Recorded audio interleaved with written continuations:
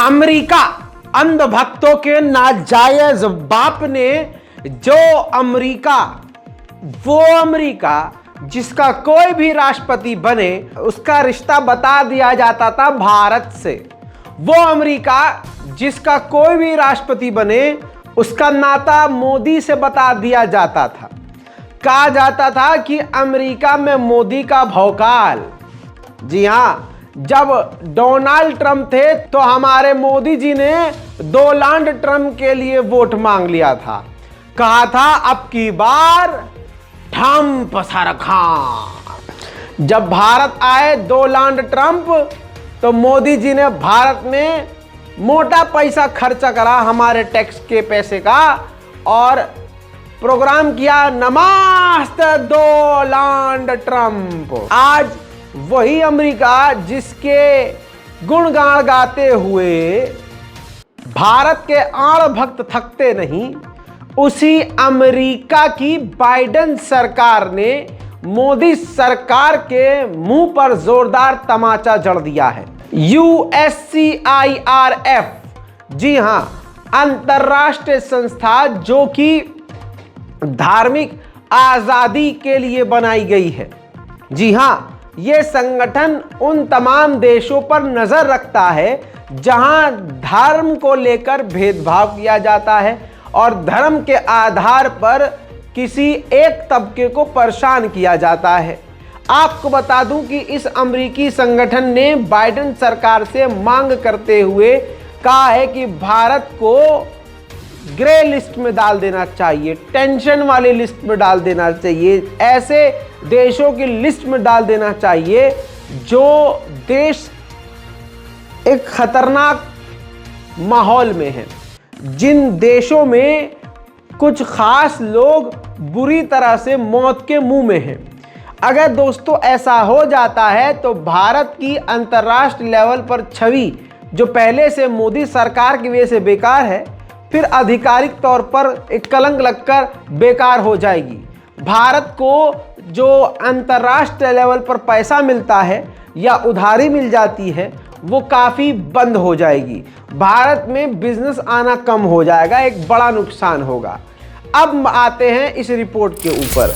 आपके सामने full screen पर रिपोर्ट इसलिए है ताकि अगर किसी ने गू का नशा किया हो या अगर सुबह सुबह बासी मुंह पेशाब पी लिया हो किसी का तो उनका नशा थोड़ा सा उतर जाए, क्योंकि यह अंग्रेजी रिपोर्ट है। मेरे दोस्तों, इस USCIRF की रिपोर्ट साल में दो मर्तबा आ चुकी है जिसमें भारत को चिंता वाले देशों में डालने की बात करी।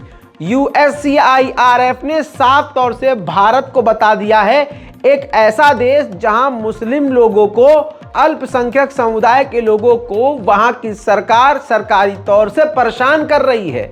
अपनी इस रिपोर्ट में साफ तौर से USCIRF ने बताया कि किस तरह से सरकारी तंत्र इस्तेमाल किए जा रहे हैं मुसलमानों को परेशान करने के लिए और धार्मिक नारे लगाकर मुसलमानों को मारा जा रहा है, पीटा जा रहा है, लेकिन मोदी सरकार खामोश है। बल्कि मोदी सरकार इसमें लोगों का साथ दे रही है, कट्टरवादी, आतंकवादी और गुंडों का साथ दे रही है।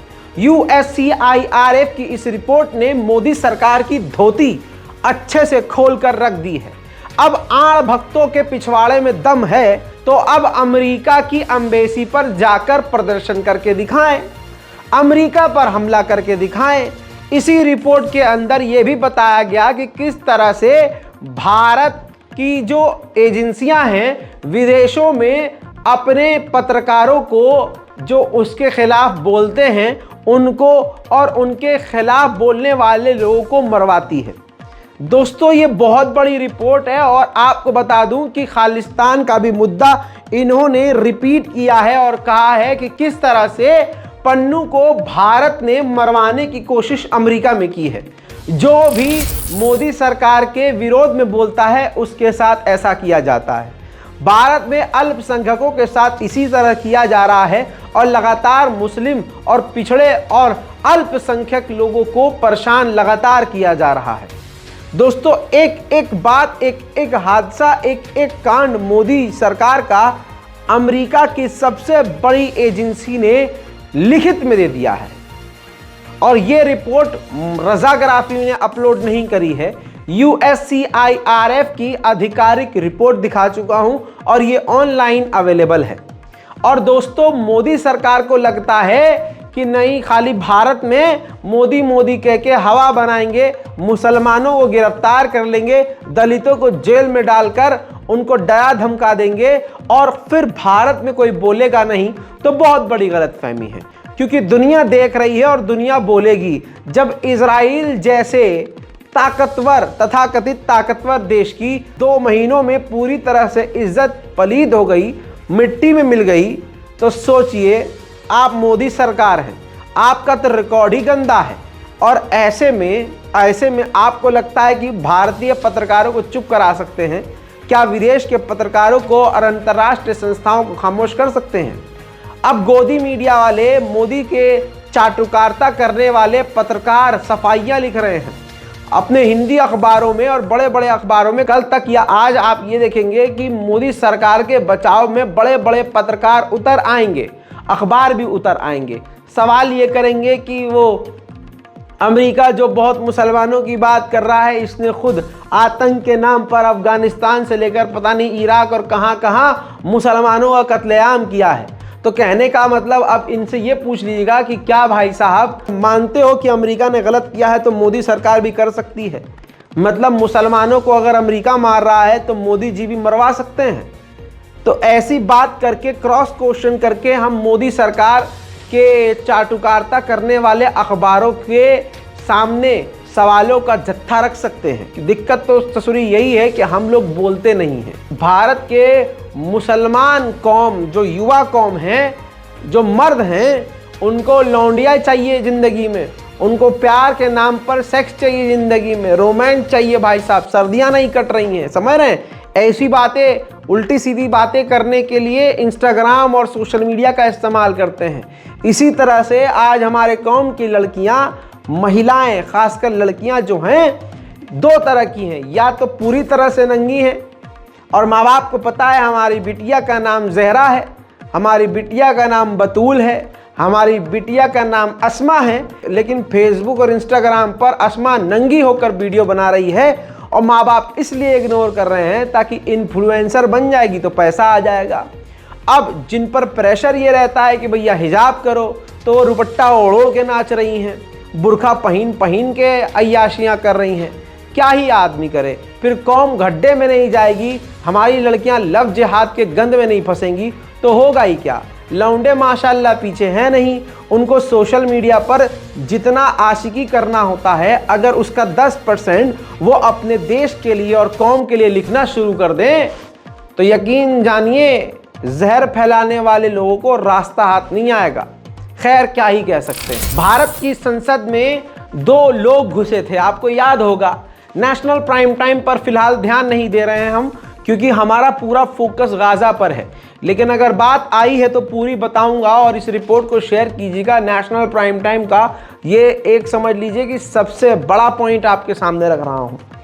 तो वो दोनों मांग लेकर गए थे कि भैया हमारी कोई सुन नहीं रहा, हमारी कोई सुनवाई नहीं है, बेरोजगार हैं, इतनी सारी डिग्रियां हैं, हमारी सुनने के लिए कोई मोदी सरकार का नेता सामने नहीं आ रहा है। अपनी चीज़ों को लेकर वो विरोध प्रदर्शन करने के लिए संसद में घुस गए। सिक्योरिटी का सबसे बड़ा ब्रीच था ये, हमारी सिक्योरिटी की सबसे बड़ी कमी है।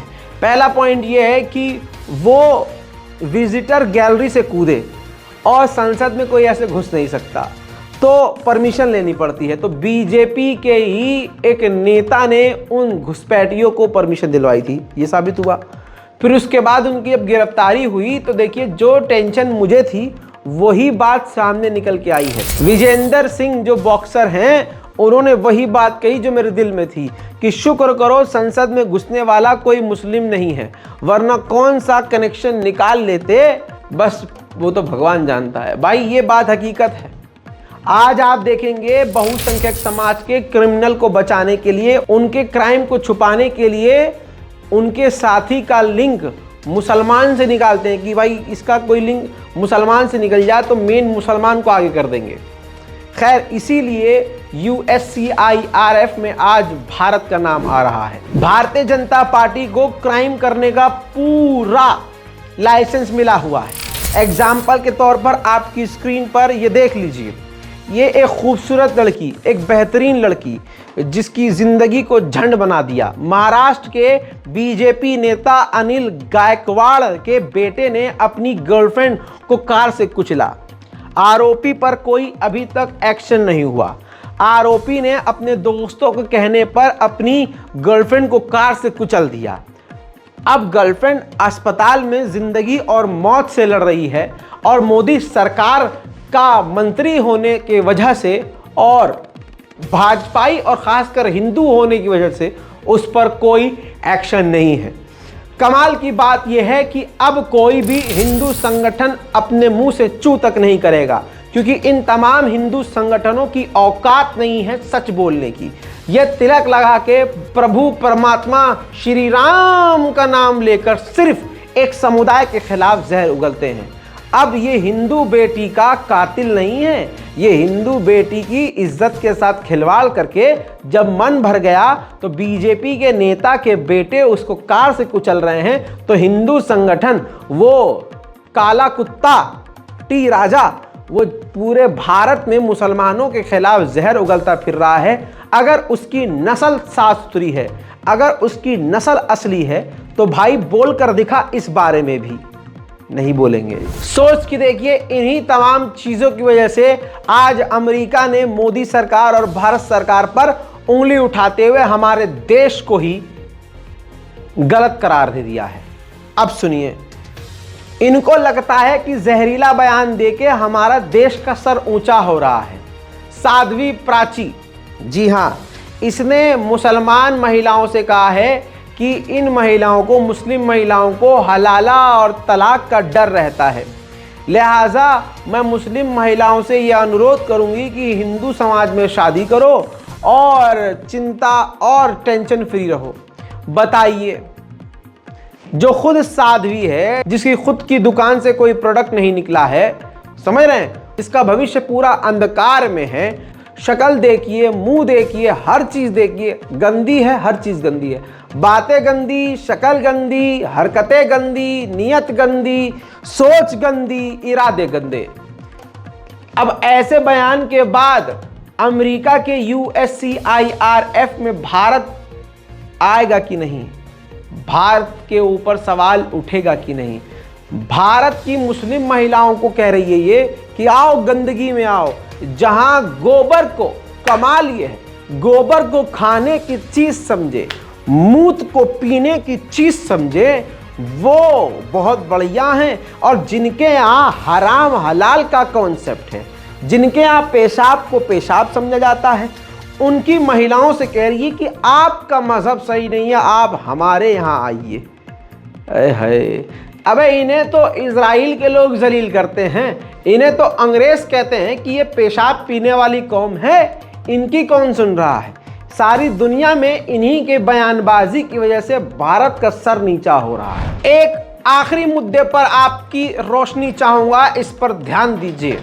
जो सरकार कहती है बेटी पढ़ाओ बेटी बचाओ, जो भी आप कह लीजिए, जबकि मोदी जी के मुंह से कुछ और निकला था फंबल में कि बेटी पढ़ाओ बेटी पढ़ाओ, जो भी था। लेकिन आपको बता दूं कि इस सरकार की खासियत ये है कि ये जो बोलती है उसका उल्टा होता है और ये खुद उल्टा करती है। भारतीय जनता पार्टी के ही नेता MLA के ऊपर क्लियर हो गया है, साबित हो गया है कि सालों साल तक नाबालिग लड़की का वो बलात्कार करता रहा और अब वो दोषी करार हो गया है। और आपको बता दूं कि 25 साल की सजा उनको सुना दी गई है। यूपी नाबालिग से बलात्कार के दोषी भाजपा विधायक राम दुलार, जिनके नाम में ही राम है और राम के साथ दुलार भी है, राम दुलार गौंड को 25 साल की सजा सुनाई गई है। मेरे दोस्तों, सोच के देखिए, यह भारतीय जनता पार्टी का चरित्र है। कहते हैं बेटी पढ़ाओ बेटी बचाओ, ये नारा देने वाली जो सरकार है उसकी असलियत उत्तर प्रदेश से एक और सामने आई है। महिलाओं का भारत में और खासकर उत्तर प्रदेश में हाल क्या है, इस बात से अंदाजा लगा लीजिए अजी आम लड़की क्या ही सुरक्षित होगी जब देश की महिला पुलिस वाली अब सुरक्षित नहीं है। अमा पुलिस वालियों को छोड़ दीजिए, कांस्टेबल, महिला कांस्टेबल को छोड़ दीजिए, महिला जज तक सुरक्षित नहीं है। आपकी स्क्रीन पर ये जो आप दर्दनाक लेटर देख रहे हैं ना, ये महिला जज ने लिखा है। इस बेटी की तस्वीर को देखिए जिसने इच्छा मृत्यु मांगने का पत्र लिखा है। ये बेटी जो आप देख रहे हैं ये जज है, आम महिला नहीं है, आम लड़की नहीं है, अर्पिता साहू है। ये यूपी के बांदा में तैनात हैं। एक मनचले सीनियर जज ने इनका जीना दुश्वार कर दिया है। इलाहाबाद के कोई मैलॉर्ड बोल नहीं रहा है, इसलिए तंग आकर सुप्रीम कोर्ट से इच्छा मृत्यु की मांग कर रही है। भारत की ये हमारी मोदी सरकार और तमाम दूसरी सरकारें महिलाओं की सुरक्षा की बात करते हैं। सोचिए, ये जो सीनियर जज हैं उन्होंने इस बिटिया के जिस्म को इतना नोचा है कि इनका ये कहना है कि ये जिंदा चलती फिरती लाश हो गई है। इनके पास कोई ऑप्शन नहीं है, कोई चारा नहीं है। जिनके पास पूरा देश जाता है न्याय के लिए, न्याय की उम्मीद में, सोचिए वो जो न्याय देने वाली जज है, जज वो बिल्कुल लाचार है। इस मोदी सरकार में सीनियर जज इज्जत से खिलवाड़ करता है, जब मन चढ़ता है बुलाकर सेक्स करता है। सोचिए ये हाल है। लेकिन दावा क्या किया जाता है, बेटी बचाओ, बेटी पढ़ाओ, महिलाएं सुरक्षित हैं, बेटियां सुरक्षित हैं, मोदी सरकार जिंदाबाद। अब बताइए, जहां बेटियों का हाल ये हो, अल्पसंख्यकों का हाल ये हो, तो अमेरिका या दूसरे देशों के अंतर्राष्ट्रीय संगठनों में भारत के खिलाफ, भारत की सरकार की नीति के खिलाफ आवाज क्यों नहीं उठेगी? मेरे दोस्तों, उम्मीद करता हूं कि इस रिपोर्ट को ज्यादा से ज्यादा शेयर करेंगे ताकि दुनिया को पता चले कि असलियत मोदी सरकार की क्या है। वैसे आपको बता दूं कि फिर भी आएगा तो मोदी ही, लेकिन सच बोलते रहना चाहिए। जय हिंद।